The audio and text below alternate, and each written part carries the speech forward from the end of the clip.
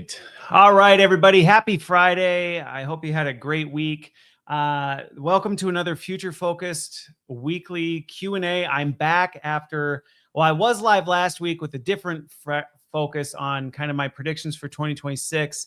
Today, I'm returning to kind of do my Q&A on some of the biggest things happening at the intersection of business, tech, and people. So I've got three of them because the future didn't just arrive. It's already here. So we got some interesting topics this week. If you haven't been to one of these before, I am live, so you can ask questions along the way. But I have three different topics that I'm going to be talking through. And then I have three questions that I've kind of curated from the community along the way. So I'll try and give some perspective on those three things.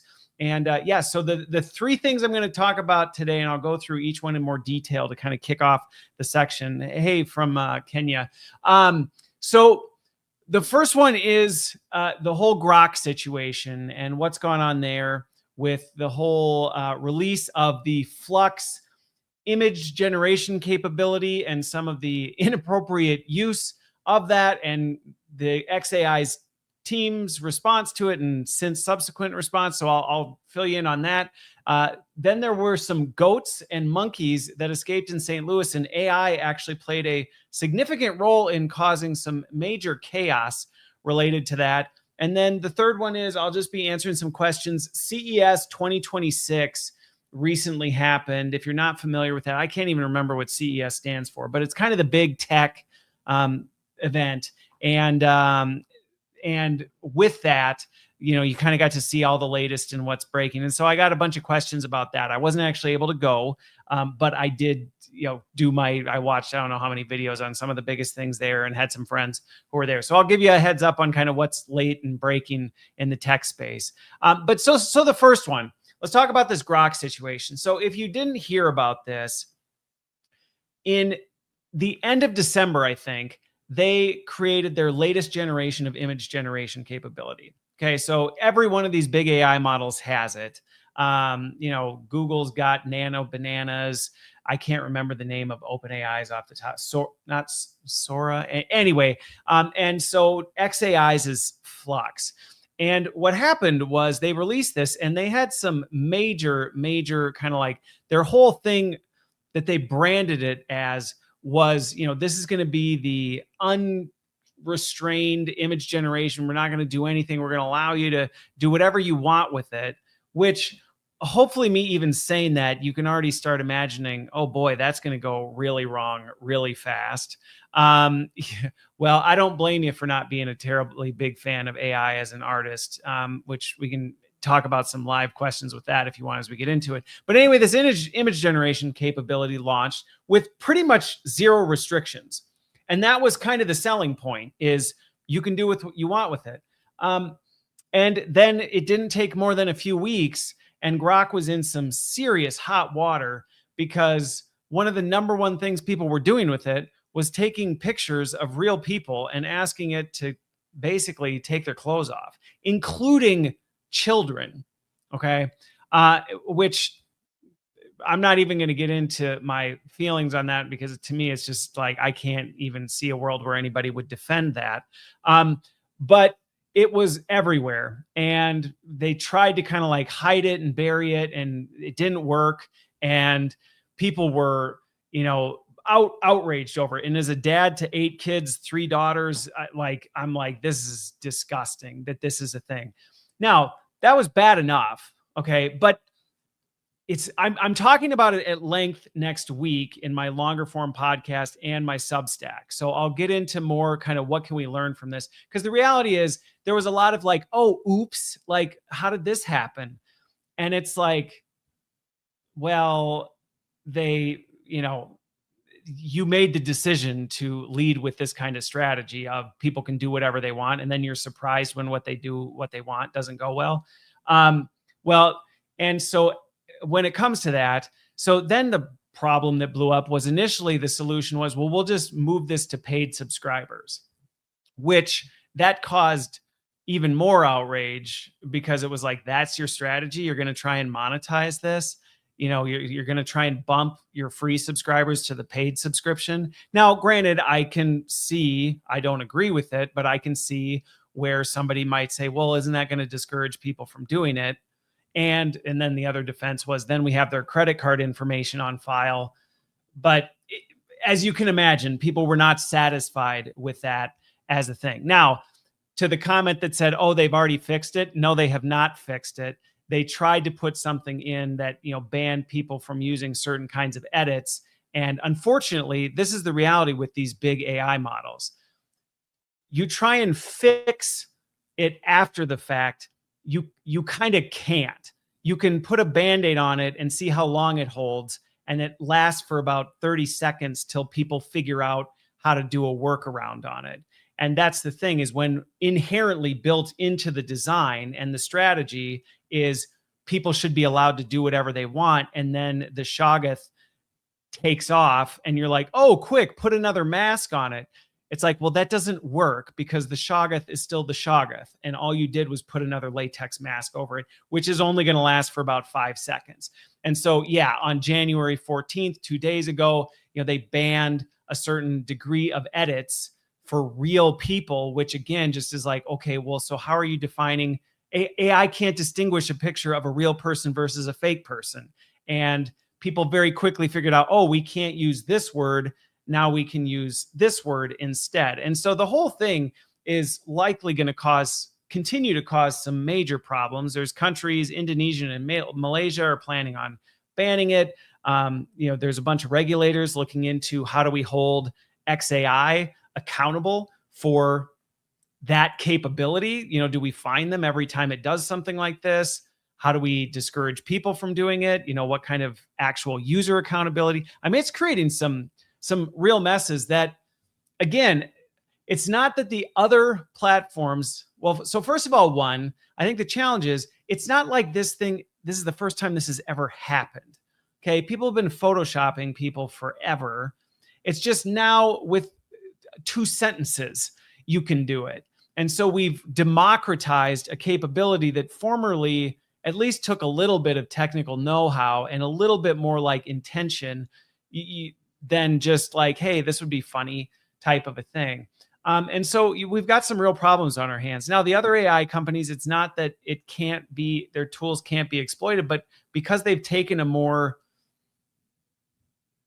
governed approach, they aren't dealing with it quite the same way Grok has. And again, this is just one of the downfalls of, if you want no rules, you kind of have to then be fine with your product breaking the law and then taking all of the consequences that come when that happens. And this is what we're finding out in 2026. I said before, in 2026, we're going to start to see more and more people face real legal liability. I was just talking to somebody today who's involved heavily in AI research. And one of the big things right now is there is mounting pressure for some form of governance around things. Right now, most things are voluntary at best. For the most part, there's no requirements whatsoever. So the first question that somebody asked me was, are we in this moment?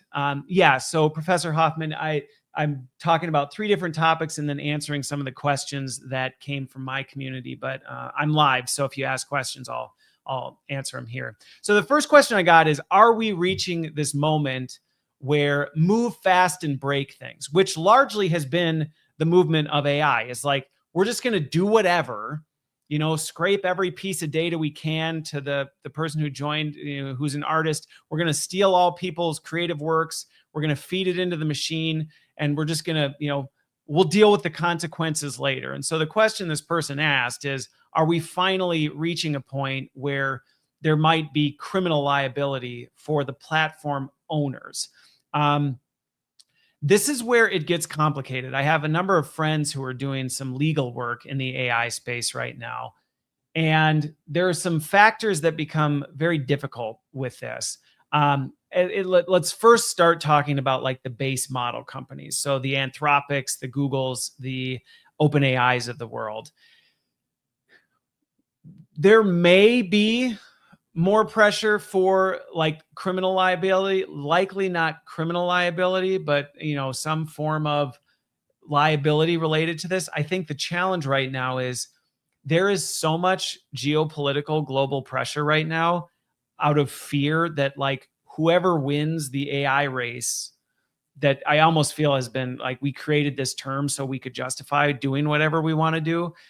So there's this, kind of pressure that you don't want to be the country that falls behind with AI. And so a lot of the governing authorities are actually not terribly incentivized to put forth any real liability. And so I think it's going to be hard for that. And unfortunately, I actually think it's going to turn into more of a political thing. If you're one of the politically aligned AI companies, you probably can get away with whatever. If you're one and, you piss somebody off like Grok, honestly, the relationship with Elon and Trump will probably decide how much Grok actually faces accountability for, what happened.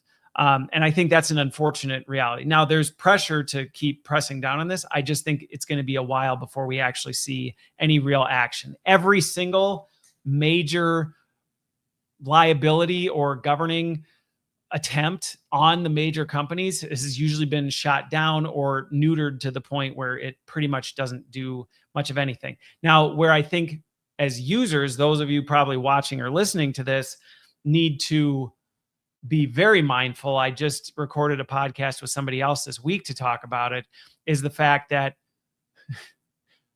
that pressure is not going to go away. Okay. So these big companies are going to face mounting pressure from just society as a whole, going, you are literally destroying humanity and there's no consequences. And what happens a lot of times when that happens is then it's like, well, who can we throw under the bus? What I do think we are going to start seeing is that some of these companies, to take the heat off of them, are going to throw their users under the bus. And this is what we saw with Grok. And this is why I tell users, you need to be careful what you're using AI for. Because look at XAI's strategy. We just got nailed for undressing people without their consent with our AI. Hey, I know, let's get everybody's credit card information so that if the heat really turns up, we'll just hand over the names of all the people who did illegal stuff. And then we can say that's our accountability strategy. Anybody who breaks any rules, we'll just give you their names and then you can go criminally prosecute them.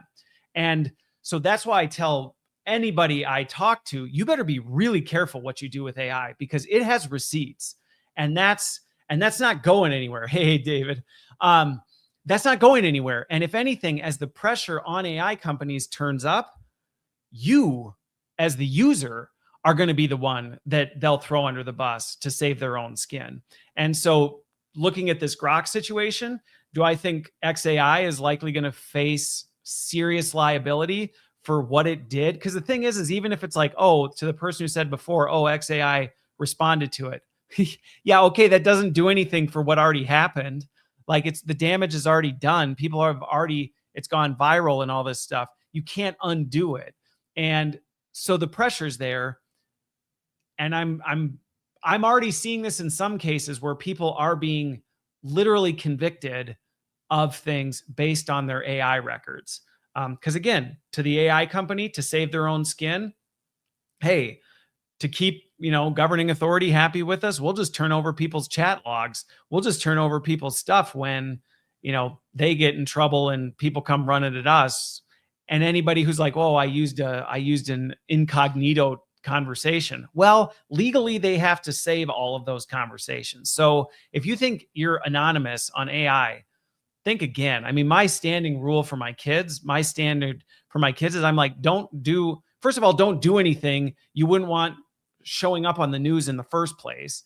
But second of all, good grief, don't do it with AI.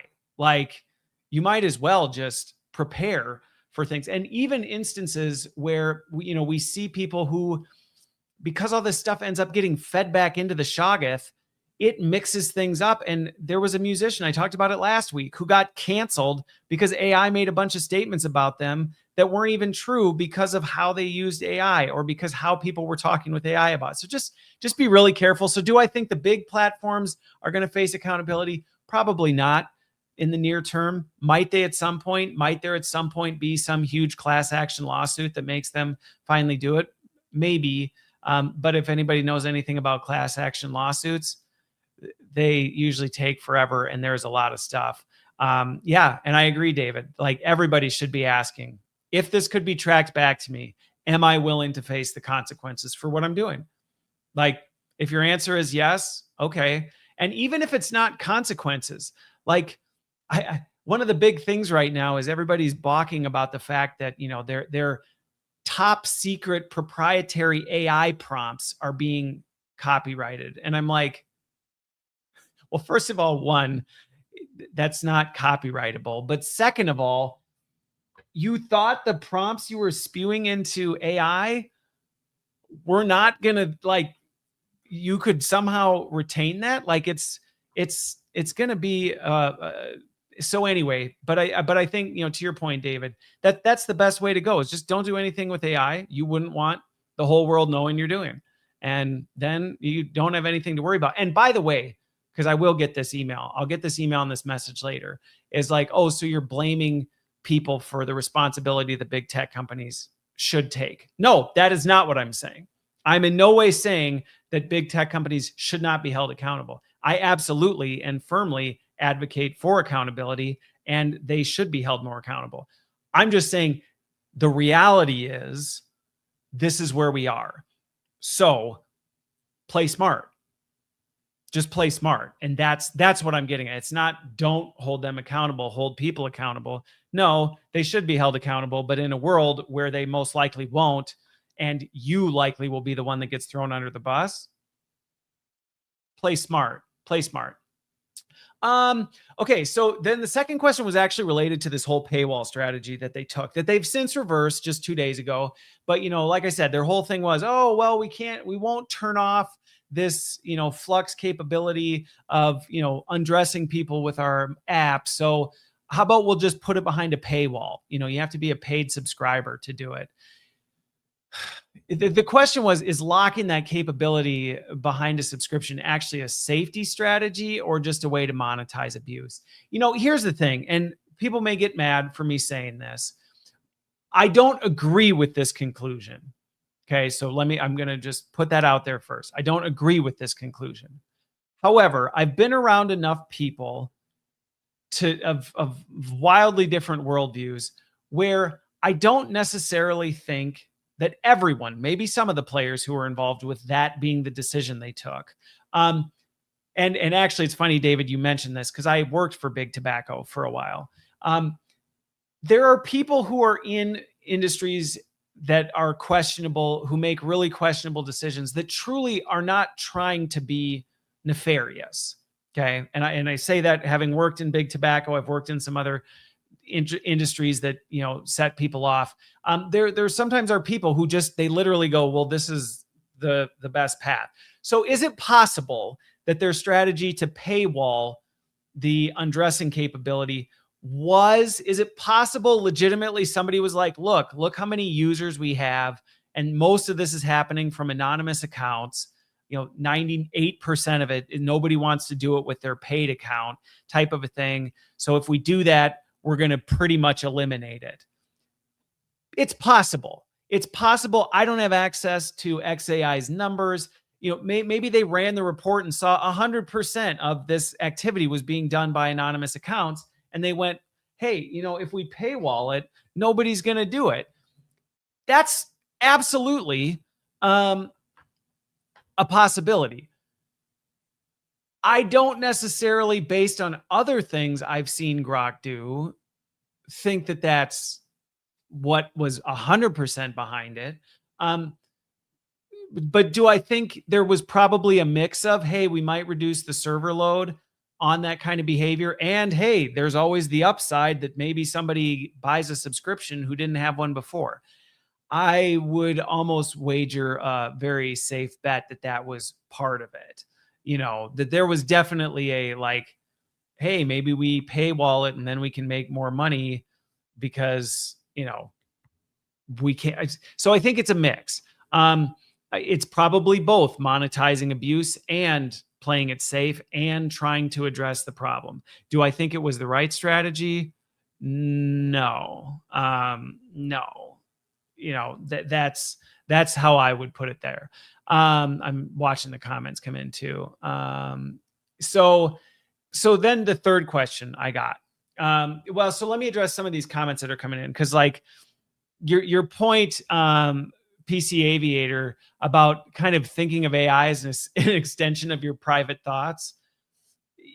Yeah, you got to be careful, and I think if what you're getting at with there is like to think about it that way, I think the damage is that it's not actually an extension of your private thoughts, in the sense that all of that information is now on a server readily available to those companies, that then they can do what they want with it. And if you think you're somehow like safe, you're not, because it's now available to them.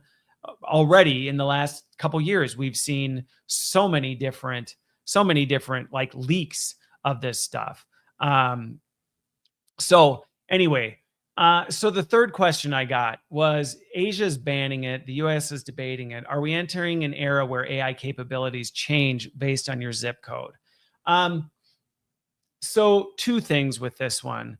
The first one is, we've already been in an era where AI capability has been, geolocated.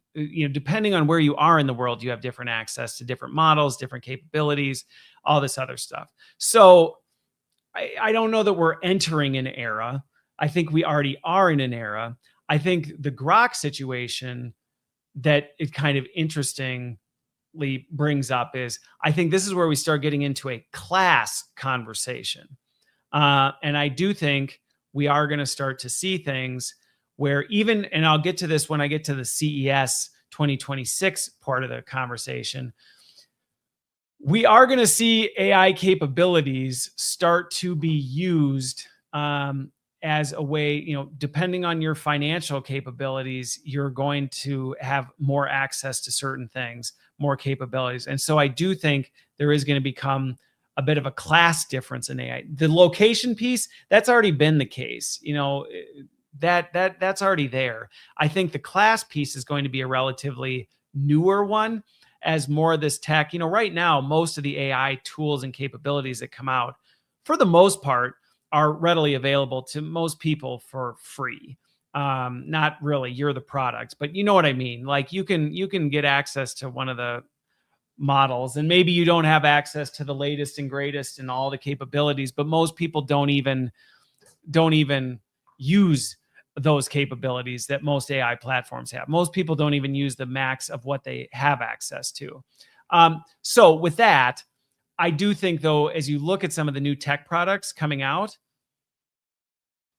class is going to play a major role in it. If you've got liquidity in your funds and you have extra money, you're probably going to have access to a lot more tech. Now, the cosmic irony of this, though, here's the cosmic irony of this, is I actually think that's going to backfire on some folks. And what I mean by that is, if you look into some of the research on what AI dependency is doing to people and how it's affecting their thinking, how they're becoming over dependent on it, all this other stuff, all these promises like, oh, AI is going to help you live longer and it's going to do all this, like it's making these stupid promises it can't live up to. Okay. So what is going to likely happen, would be my prediction here, is that you're going to get people who have the money to pay for this stuff. They're actually going to be the ones who end up becoming the guinea pig that actually may suffer more consequences than the people who don't have the time or the money to get wrapped up in these AI products. So I actually think it may actually end up harming some of the folks who are in the class that have greater access to AI tools. And, that I think in some ways is going to be the interesting part, is the people who proclaim they're going to get the most benefit might actually be the ones who get harmed the worst. It might be the folks who don't have access, who don't have time, don't have money for all this AI junk, all this AI bloat, all this AI crap that's promising to make your life better, make you happier, make you all this stuff. The folks who are like, I just am living my life, may actually be the winners on the other side. So I guess we'll see. We'll see how it plays out, but that's the Grok situation. Okay, so here's the second topic. Let me transition to over this one. this last week, it was on January 10th, I think is when it actually officially happened. If you didn't hear about this, in St. Louis, some vervet monkeys and supposedly rumored a goat escaped. Okay. Which ironically, not the first time in a couple months that vervet monkeys have escaped. But anyway, so they escaped. They're running wild in St. Louis. And the AI authorities ended up getting completely overwhelmed by a ton of AI generated tips. Okay, there were videos coming in, there were deep fake images, all this stuff. Now, to be fair, some of them were downright hilarious, and it was obvious that I meant like actual fervent little monkeys escaped. And so, good grief, literal actual monkeys escaped. And so anyway, but some of these pictures people were like sharing around, you looked at them, you're like, I mean, that's hilarious, whatever. And so honestly, in some cases it was, but one of the things that kind of caught my eye was there was an interview with the head of, I can't remember if it was like the chief of police or if it was like animal control or something. And anyway, the person asked, are we even sure these monkeys are real? Like, did 4 of these vervet monkeys actually even escape? Or was this all just a big AI hoax? Like, was the whole story created by AI? And you could almost see the look on the person's face where they paused for a second. And I can't remember exactly what they ended up saying in response, but their reaction kind of indicated like it hadn't really occurred to them that that was a possibility, that perhaps the whole thing was a hoax. And I have not followed up on this one since to kind of see what it was. But more, the reason I draw attention to this is, it's tied to the Grok thing, but the whole idea of deep faking has been, I don't know, controversial in the sense that, a lot of people are like, what's the harm? It's just fake stuff. Like, it's obviously fake. But then as the tech has advanced, it looks much more real. Like some of these pictures that were turned out to be AI generated, I mean, you wouldn't be able to tell if you looked at it. Like if you were just glancing at it, you'd be like, that looks like a vervet monkey running, through a parking lot, type of a thing. And so if the authorities are getting flooded with this stuff, I mean, I can understand. They ended up calling off the search for it because they were like, we don't have the resources to chase all these fake leads down. And I think that's, one of the things that's really starting to raise some concerns about these deepfakes is the actual consequences that are happening. So we talked about the Grok situation, and some of the consequences of, oh, hey, we have this unchained image generation capability. You can do whatever you want with it. Like, oh, that's what people do with it. And then this one, which may seem harmless, these vervet monkeys are running around. Hi, isn't it so funny? People are making pictures of, monkeys dressed in St. Louis garb. And, the one that made me laugh was like the monkeys and the goat were sitting together smoking weed or something like that. I mean, and it was like, obviously that's not real, but then you think about the real ones and the flood of actual leads that came through. And even if people were submitting the ridiculously dumb ones as leads, some authority somewhere has to actually look into it and look at it and go, okay, another fake lead, type of a thing. And so it causes real problems. It causes real problems for this. And so the questions that I got this week from people, one of them was, we are often, and this is a good question, we often tend to the doomsday stuff. You'll see tons of doomsday stuff about like, what if AI creates a bioweapon and, unleashes that? What if AI gets the codes to the nukes and launches nukes, all this stuff all over? And so their question was, we worry about that. Are the real threats simply just like denial of service because people are like, yeah, we can't be sure that that's real, type of a thing? And I actually think this St. Louis one actually does raise a legitimate concern about this, where when everything starts being AI generated, you do run the risk of authorities not responding to actual emergencies because they go, well, we had to buy an AI detector and we detected your emergency wasn't actually real, so we're not going to send agents, type of a thing, or we're not going to send the police or the fire department because we didn't think it was real. And then it turns out later, like, oh no, their house actually was burning down. That wasn't a deep fake video. Our AI detection system that detects emergency calls was wrong. So I do think actually some of the harm we're going to experience as a result of AI is actually largely going to be the result of much smaller things. It's not going to be apocalyptic stuff. I think some of the real suffering we're going to see as a result of this will be things like that, where, maybe this one's harmless. Maybe the 4 fervent monkeys and the goat, maybe the whole thing was a hoax. Maybe, they were harmless and they'll freeze, or like, I don't know, type of a thing.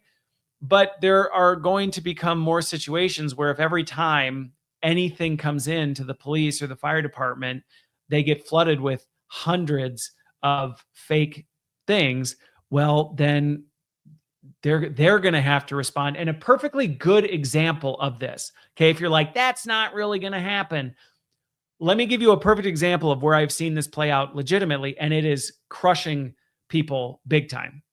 Okay, so let's go to jobs. All right, I've spent many years in corporate HR. I've been, on the executive HR teams. I advise HR leaders and execs.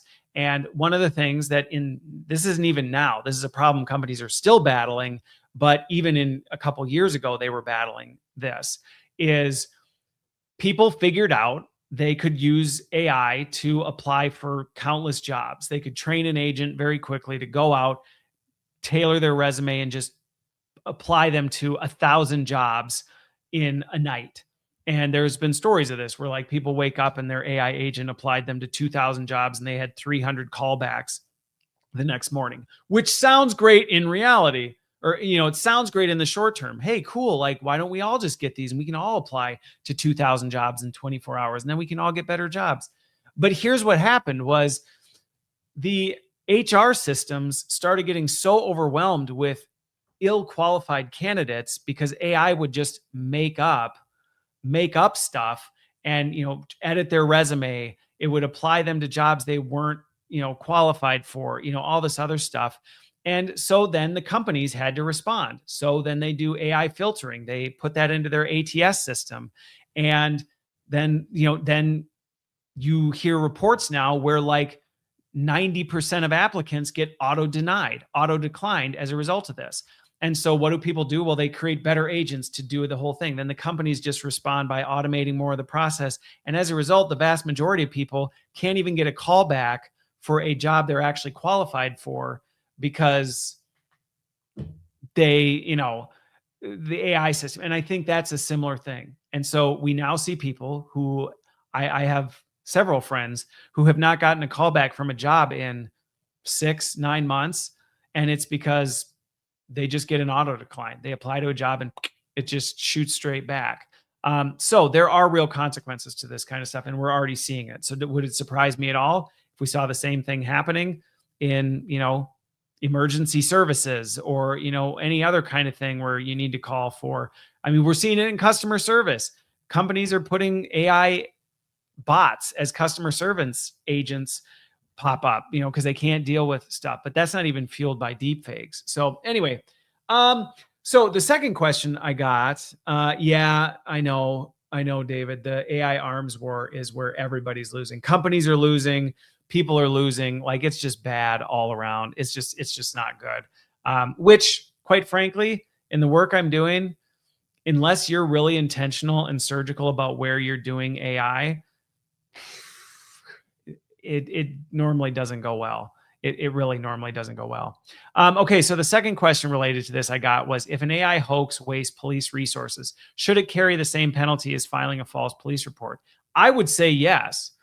I personally think absolutely. And I think that is one of the things that's missing so much, is the fact that there aren't really consequences for things. And I actually think we need to spend more time figuring out accountability and holding people accountable to it.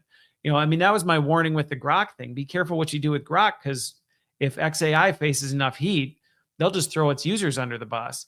But I think the same is true with, stuff like this. Like, should the St. Louis Police Department go after all the people who filed police reports and false sightings with validated by AI generated stuff?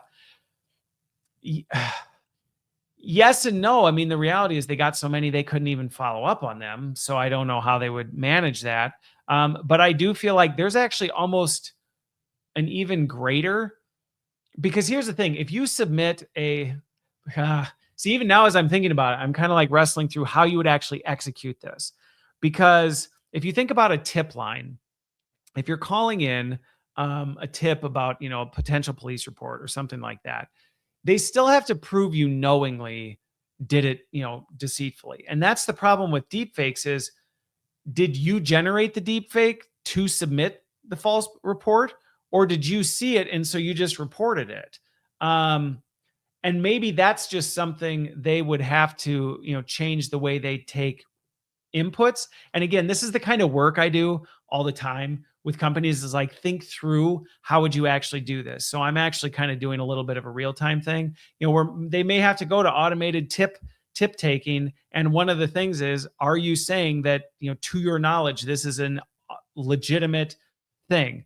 And then you actually could hold people accountable. But yeah, I do think if you are knowingly filing a police report or a fault, and you're doing it knowing it's fake, you better believe that. And I could see a world where, yeah, if you say, well, I'm pretty sure it was because I saw it on Facebook, so I shared it, then there should be accountability for that. Yeah, David, your point's right. If it was intentionally trained to have, here, let me pull this up. If it was intentionally trained to have the AI submit false reports, but AI is the black box, this is where AI gets really, really, really messy. And cleaning up some of these messes is never super easy, because you can't just say, well, and that's where the whole Grok situation is messy. People are like, well, just turn it off. Turn it off? Like, how? Like, we can't just turn off image generation capability. And so there is a lot more complexity to it. And I think the binary thinking of, well, do you hold people accountable? Do you not? It's like, well, there's yes, but you got to do it carefully. You can't just say anybody who submits an AI generated image automatically is, something like that. And I agree with you, David. I think there's room for some sort of laws where there's at least some real legal risk. And I do think, going back to point one, in my first one, I do think we're going to see more liability come out. And I have a number of friends who are starting to take on AI prosecution cases where they're going after people for intentional misuse. So again, be careful. Don't do anything with it that you don't want to find yourself standing in front of a judge answering why you did what you did. Okay. Yeah. So somebody asked, the third question related to this one was, so now that real photos of the monkeys are being dismissed as fake, how do leaders operate in a world where truth is the first casualty? This is a question that I have run into a lot on the watching the two of you in the comments argue is borderline comical. Honestly. So anyway, I guess my point with it is, these real photos, now that they're being dismissed, does this like create this whole thing where truth is a casualty? Yes, truth is becoming a casualty. The good news is it's actually a lot easier. It's hard to know who's actually the one arguing. But anyway, here's the thing. The good news is truth is a casualty. Yes. The good news is the solution to it is actually a lot easier than people want to admit. And I think this is the thing is, yes, as deepfake stuff starts, coming everywhere, as we get bombarded with it, it comes left and right. Yeah, the real pressure is going to be, it's going to become tempting to just write off everything you see and say, well, that's dumb. That's probably fake. And look at the news cycle right now. Okay. That is like the response from anybody who doesn't like what they see. Oh, fake news, deep fake. Like that's the response. There's no like, well, how do you know that?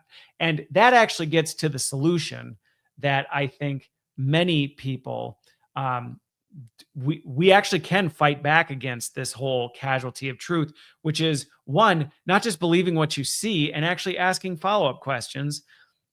I'm amazed in a lot of the work that I do, and even just in conversations and friendships that I have, you can normally cut through truth by a couple follow-up questions. I mean, that's really usually all it takes is a couple follow-up questions. Somebody even watching the two of you argue in the comments, like a handful of follow-up questions would probably blow apart most of the arguments that are happening, because it'd be like, all right, well, a few very surgical, thoughtful follow-up questions would end up just torpedoing the whole thing, because it'd be like, well, is this an AI generated image? I don't know. Okay, well then if you don't even know and you submitted it, then I can't take it seriously. Well, no, it's not. How do you know it's not? Right? You can ask very quickly a set of questions to do it. Now, the key is you have to actually ask people that. But I do think for us to fight against the casualty of truth, and David, you just hit on a huge thing that I want to shine a big light on. All right, because anybody following along in the YouTube comments, you'll know exactly why what David said here is so important. If you're asking a question as like a defamatory statement, it's not, you're not helping the situation. You're actually just being a jerk. If you're asking a question and you've already decided you know the answer to it, you're better off just shutting your mouth, because that's not actually a question. A question has to be asked with curiosity and a genuine desire to understand and a willingness to listen. And I think that's the important part when it comes to being curious, is actually being curious. So if somebody presents you with something, the way you battle against, the liar's dividend is to actually want to seek the truth and be willing to listen to the truth, even if the truth that comes back isn't what you thought. That's actually probably one of the biggest problems I see, is somebody will ask a question, they'll be given a direct answer from the only person who actually has that answer, and then they're told the answer and they go, well, I don't believe that. And you're like, seriously? Why even ask then? If you ask a question and the only response you'll accept is the truth you've already determined before you ask the question, you're not actually seeking truth. You're seeking validation. And if you're just seeking validation, you're no help to whatever you think you're contributing to. You really aren't. And so I think going back to this, how do we battle against, AI just completely destroying truth? Well, it's actually seeking to understand and actually being willing to listen and try and see something that maybe you hadn't seen before, even if you would really rather not see it.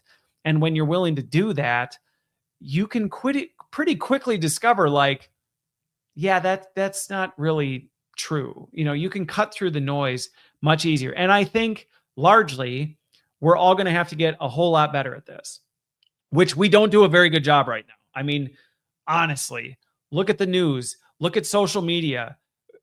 People just shout and scream at each other, and nobody actually is asking questions. Nobody's actually interested in hearing what somebody other than what they already think has to say. They just want to be right. They just want to sound intelligent. They just want to think they're cool and, blow everybody up. And it's like, all right, well, whatever. What a waste of time. And so we have to battle back against this, or AI is just going to fuel it. Because if you're a blowhard that just wants to win, then you're going to go generate an AI image to validate your point. You're going to go, aha, see, here's this. Well, did you just make that? What? No, you're an idiot. Like, answer my question. Did you just make that? Did you find it on the internet? Did you validate the source? I run into this all the time when people cite AI data. They're like, oh, research says this about AI. And I'm like, which research report? Most of the time, people can't even answer that question. Or if they do, oh, well, it came from this. Did you actually read the report? No. Okay, well, then actually your opinion on it matters not at all. Because if you didn't take the time to research it, actually look at it, and you're going to come tout this thing that you glanced at as truth, that's you don't know what you're talking about. And I think we need to take that more seriously. But again, it's not just to be right, it's to seek truth. It's not to win fights, win arguments. It's to actually make sure we're battling back against this tsunami, this hurricane of just trash that is just bombarding us left and right. I mean, good grief. In some ways, I was talking with my oldest son about this last night because we were talking about how, in years past, propaganda has always been there, right? Propaganda has always been a thing. And, people use it to get what they want. They use it to influence people. And in the past, you could say it was easier to control people because they didn't have access to information. So if all you saw was state-run media, then that's all they saw. And so how would they know anything different? They just kind of got told this is what it was. And that may hold true for, things that were maybe outside the country or outside their spectrum, but you could kind of look around with your eyes and be like, I mean, I'm not seeing that. So I don't know where that's coming from. But I think now we're in a new age that's very different in that, yes, it's harder for, speaking of AI, there's my AI thing. Now it's easier to find the truth, if you will, because you can't hide things. I think about like what's going on in Iran and whatever. They try and shut the internet off, and Elon, for love him or hate him, puts Starlink up and makes it free for everybody. And, so Iranians can send videos and all this other stuff.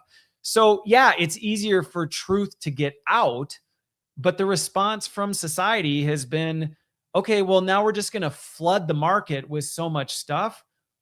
Your tendency is going to be to gravitate towards whatever you already think. And I actually talk about this all the time. Being in an echo chamber is probably the most dangerous place you can be right now. It is the most dangerous place you can be in right now, because that is the strategy of all the people who want control over people right now, is to flood the market with so much stuff that, agrees with or validates their point of view that people just can't distinguish it. And our tendency is to gravitate towards stuff we already agree with or we already think. So if there's enough of it, then we'll just go, well, this must be true. There couldn't possibly be 10 million things out there and loads of white papers that tell me this if it's not true.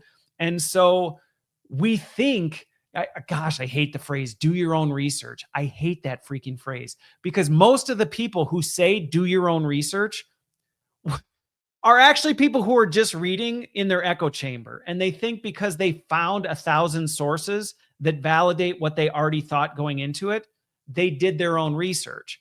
And it's like, you didn't do your own research. You just found a boatload of crap that said what you already thought. And in the AI age, that is not hard to do.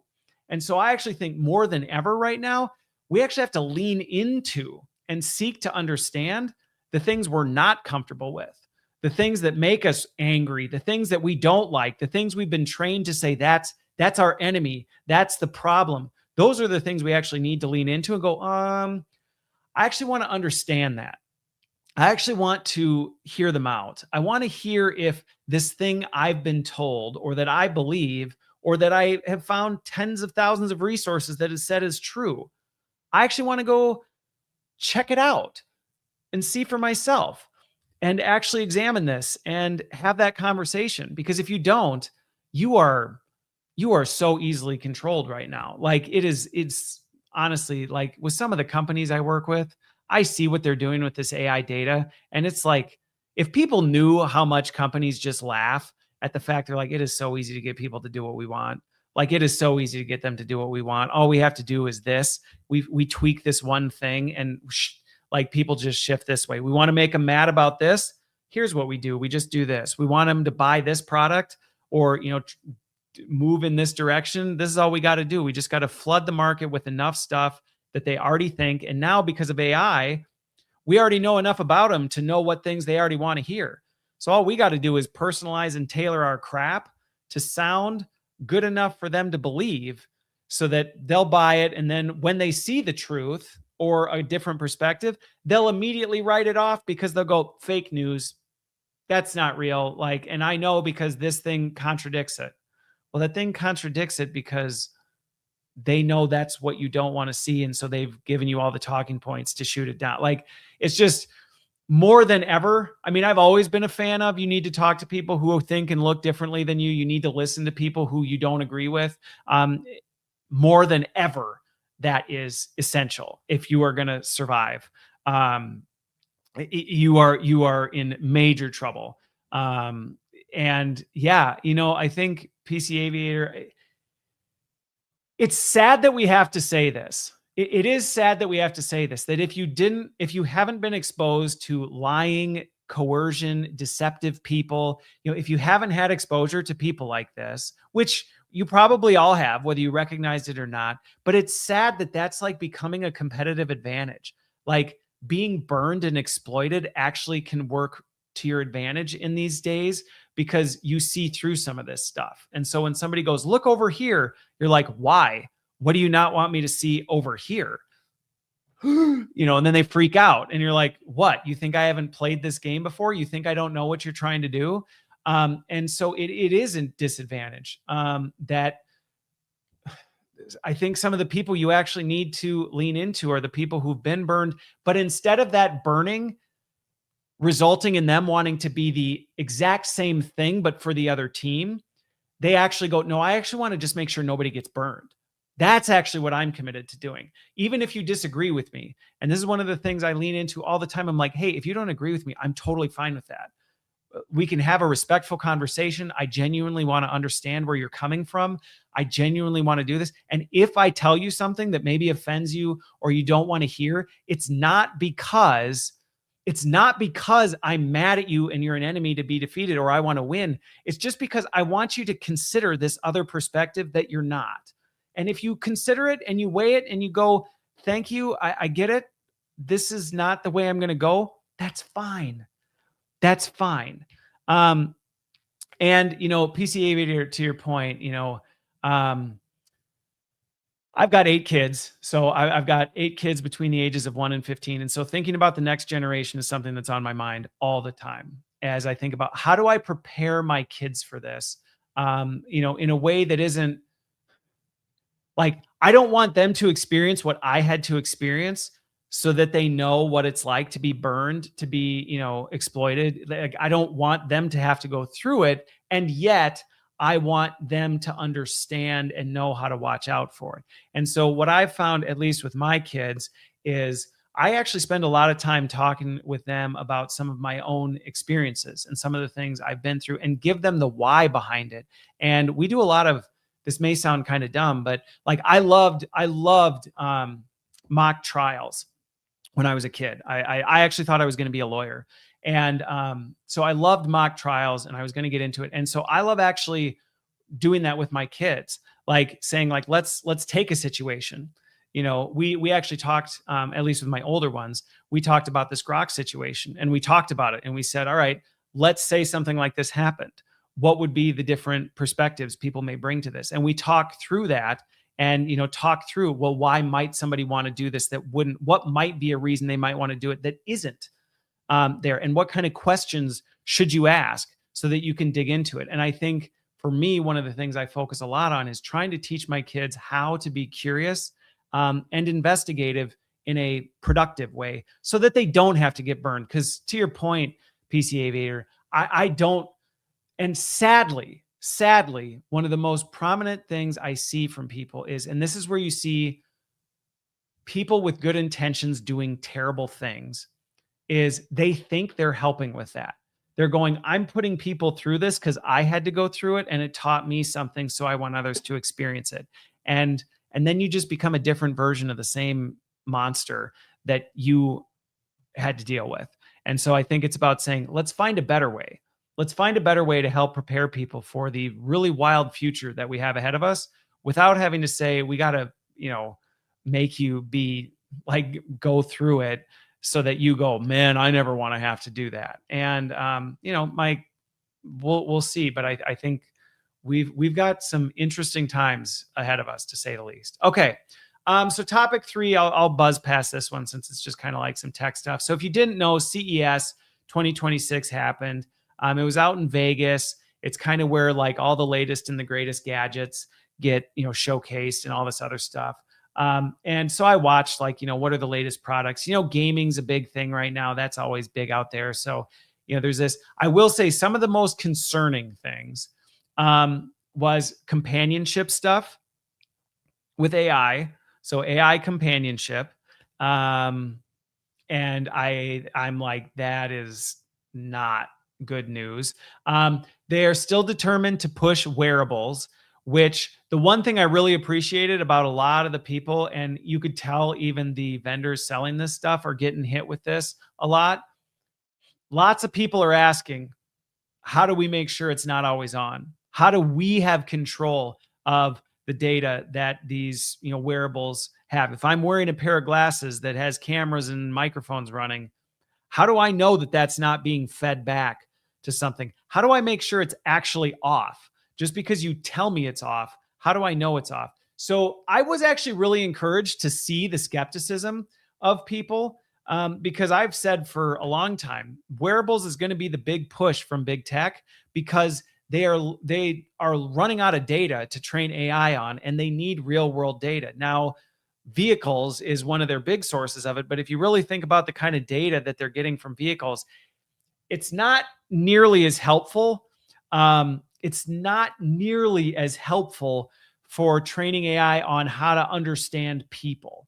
And that's why they are like, we want people wearing glasses. We want people wearing, this and that. And so I was surprised by how many things. There was an enormous amount of them, but the response from people was kind of like, yeah, no, thanks. So I don't know that that's going to go there. PC Aviator, I think the robotics one is actually really fascinating. And one of the things that's interesting about robotics, I know a lot of folks who are in the AI robotics space, and we talk regularly. And one of the things that I love about robotics is it is almost this natural safeguard to AI going too far, because like you can make software do whatever you want. You can't make hardware do whatever you want. And it's actually been interesting to watch the shift in humanoid robotics. How probably the humanoid robot that's likely going to be the most successful. And David, I will address that one. The thing that's really interesting about it is Boston Dynamics robot is likely going to probably be the one we see the most of, because they said we took the best things from humans, but we aren't trying to recreate a human. So we're not trying to remake a human. We're making a humanoid that can do human-like tasks, but it does it differently because it's not designed to replace humans. It's designed to do these, very repetitive tasks in this specific kind of way that people hate. And like that's the thing that's great is I do think the robotics industry is actually pushing AI into new and better directions. Now, there was tons of junk at CES, to be honest. Like, I mean, I'm sorry. There was one, Realbotics. I've talked about them in the past, and they're like, this is great. We've now created a realistic human that you can give a personality, and it can, and my son and I were laughing about it because they're talking about like, now you can have a, AI that it can't walk, but now you can have it stand somewhere and be snarky with all your customers. And I'm like, is that a job today? Like, what is that doing? Who has this person? Like, even if you're like, well, they could be a security guard, and you're like, no, they couldn't, because if there was a real thing, it couldn't do anything other than sit there and go, please stop, type of a thing. David, your thing with the one thing, I think it was LG that had, they might've had, Cloid, I think was the robot that could do chores. And you kind of look at it and you're like, I mean, I guess if you want to say it does chores, technically speaking, it does. It doesn't do them very well, or at any sort of pace, but interesting, David, to your point about the legs, was the robots that they're saying are going to be in your house doing stuff. One of the biggest advancements that I thought was cool was the new Roomba, I think, went bankrupt, but this other robot vacuum company, the big innovation that everybody was so excited about was The robot has little legs that it can deploy to go upstairs, so it can vacuum stairs, go up a flight of stairs, and it can hop over transitions. And the whole selling point is it can get to know your whole house and clean all your floors instead of only the rooms it has access to. And you're like, hey, you actually solved a real problem, because nobody likes vacuuming. So great. Let's make a vacuum that you don't have to have 16 of them in your house, and it, leaves all these inconvenient areas open. So in that sense, there were some interesting ones. One of the big ones that I think you got to be really mindful of, that is taking the world by storm, is the health stuff. There were so many health products, and again, going back to, we talked earlier at length about this whole seeking truth. L'Oreal, I think, now has this like LED mask, and, they were talking about how it's so great because it's getting FDA approval and, all this stuff. And you're like, if you know anything about devices, which maybe I just do because I've worked in the healthcare device space, I'm like, that doesn't really mean much of anything. Like, okay, it has FDA approved. That doesn't mean that putting LEDs on your face is going to do anything. There's all these new gadgets out about how it's going to, detect your feet sweat and tell you all these predictive analytics of what your health is and all this other stuff. And it's all about longevity. That's like the big movement with AI right now, is longevity. AI is going to help you live longer. And it was interesting how some folks that I watched who walked the floor and all this other stuff, you're like, some of them were just all about it. Like, I can't wait to get these devices. I can't wait to have my phone and my watch telling me everything I do, and, making sure I'm living my best life, because my feet sweat this morning was apparently the pH was too high, or, whatever. But like, a lot of this, I'm like, have we not seen this before? Like, folks, remember back when they put cocaine in Coca-Cola because it was a medicinal, thing? Like, folks, this has been around. There are people who would love to exploit you by convincing you you'll live healthier and live longer if you just, buy this stupid AI product that tells you that, your pH levels dropped. So make sure you buy our whatever vitamins to cleanse your system. And I'm like, oh my gosh. So just as a watch out for AI products, I think the humanoid scare has largely died down, not completely. There were tons of humanoid robots at CES of people saying, like, hey, look, you can box it. And it was almost comically funny sometimes. Like, people would push it, it'd trip, and then it would just like lay there and squirm. And you're like, yeah, I mean, they're scary, but not really. I'd be more nervous if a bunch of quadrupeds with AR-15s started marching around, because they're quadrupeds and more agile and can move faster. And like, I'd be more worried about that than an actual humanoid robot trying to do it. The kickback from the gun would probably knock them over. So I think the humanoid robotics is starting to shift significantly, but there's always crap that fills its place. And in longevity is a big one. Convenience and companionship.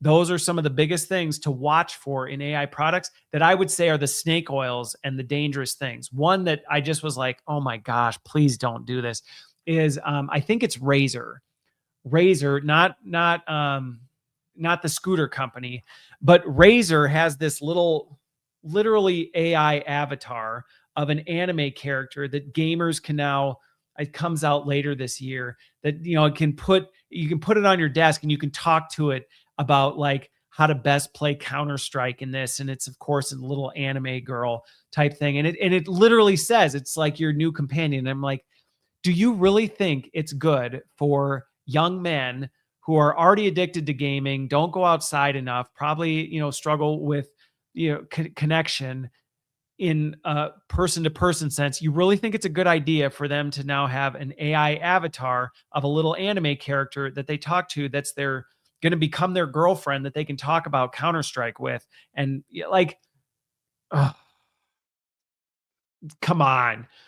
But companionship, longevity, and the robotics is continuing to grow. And there were some pretty cool ones that I saw that were there. Everything else was kind of like the next generation of phones and TVs and those kinds of things. But again, even the companionship, even in some of these innocent ones where it's like, oh, it's this little dog that's cute and it's good because it's just a dog. It doesn't do anything, and you're like, right. It just has an always on camera and microphone that's sitting there watching and listening to you 24/7. And, you checked off the terms of service that you don't know what it said or where that data is going or, all of this stuff. And you're like, oh, for Pete's sakes. So I think, again, seeking truth is going to be key in 2026 with all the things we just talked about. But that means leaning into things you're uncomfortable with. It means hearing things you don't want to hear. And then if it sounds too good to be true, I tell my kids this all the time. If it sounds too good to be true, it is. So AI has not, and I mean, I work very closely on some of these. We have not solved all the magic stuff you hear in the news. So if you think, you're going to have a best friend that's AI, or it's going to solve world hunger, or it's going to fix the global economy, or, you're not going to have to work anymore, like it's not. So I love that. Fuse the aviator. Yeah. Happy singularity year. It's my predictions thing last week. I said 2026 is going to be an interesting one. And with the way we're off, man, we're only 2 weeks in, and like, holy moly, it's been a start. So anyway, I got to get going here. This has been super fun. Thanks to all of you who have joined in the comments. I love live streaming. If I could, I would do nothing but sit and, live stream all day and talk about this stuff because it's a blast. But thanks for joining. I hope you found this helpful. And if you want to keep up with the signal, subscribe, follow, all that stuff. I'm here on YouTube. I'm on Substack, LinkedIn. I do this all the time. But with that, I hope you have a great Friday, a great weekend. And make sure you don't believe every picture or video you see on the internet. So with that, we'll see you later.